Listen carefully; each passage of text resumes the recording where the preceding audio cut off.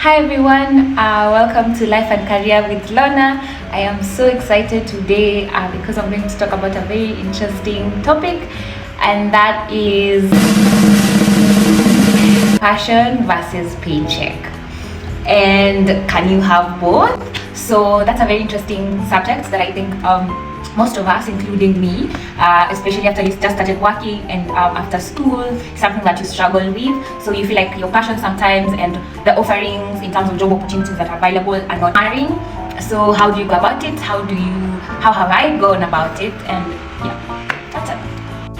So personally for me, I wasn't passionate about my undergrad degree at all. I didn't love it. I did it for the plot, I think, and I just wasn't passionate about it.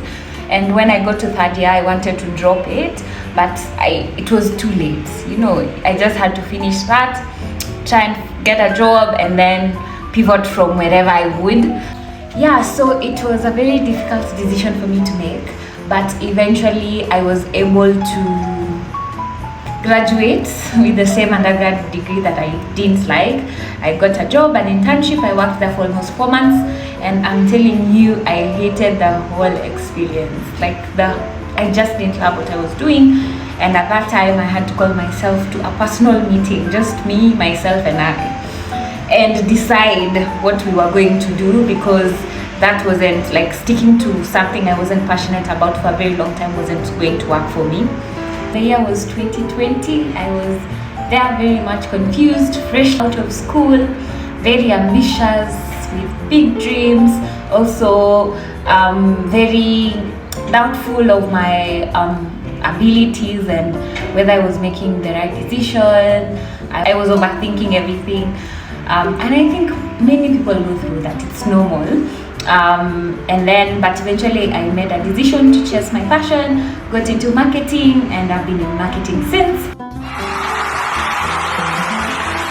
So when passion meets pressure, how do you maneuver? How do you stay productive and creative and with good output, even with pressure? So let's talk about it. 4 ways how I've managed. Initially I didn't know how, but right now, after experiencing a lot of pressure, I think I've had to learn how to now manage that. So number one, how do I separate stress from loss of passion? So when I'm very stressed about work, it doesn't necessarily mean that I'm no longer passionate about it. It just means that I'm experiencing stress in that moment, and that's okay.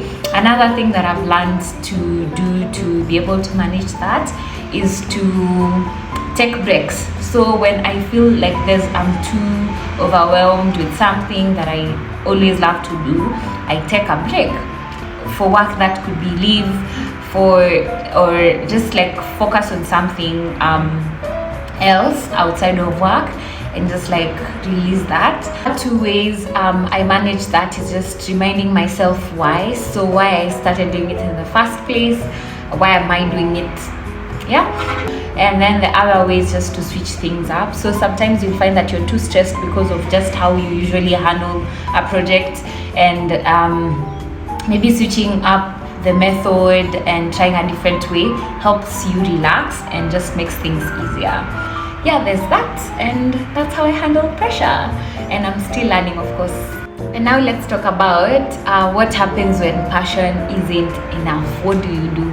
Because you work after a while, say 4-5 years, and you realize, Mimi, this passion isn't just enough. It's not working for me. What do you decide to do then? And what I've realized in my little years of experience, or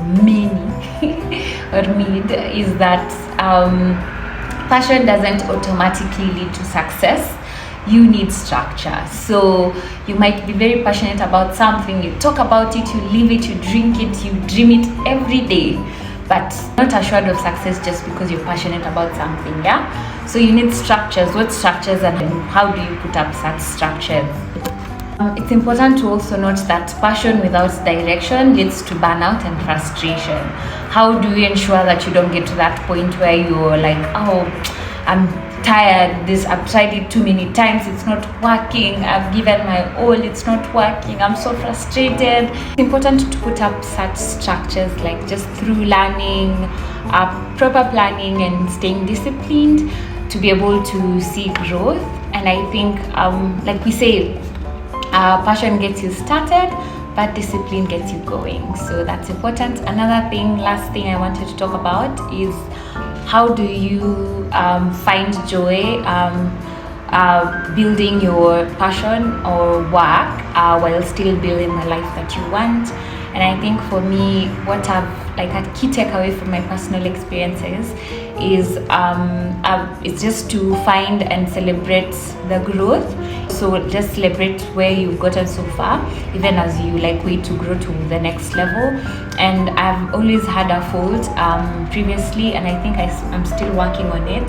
I've always been the person to like, I've always focused on chasing the next big thing. So if say I wanted to get point B, from A, when I get to point B, I'm constantly focusing on how do I get to C, how do I get to D, how do I get to E, and that takes away from just like celebrating the daily joys of life and just like celebrating the growth so far. So I think it's important to celebrate the growth even as you await more growth.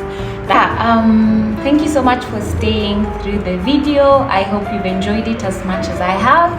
And this is my second life and career with Lorna video. I hope you've enjoyed the topic. Please let me know what other topics you'd like me to discuss. Also just share your insights in the comment section. It could be through your personal experiences. I'd love to read them.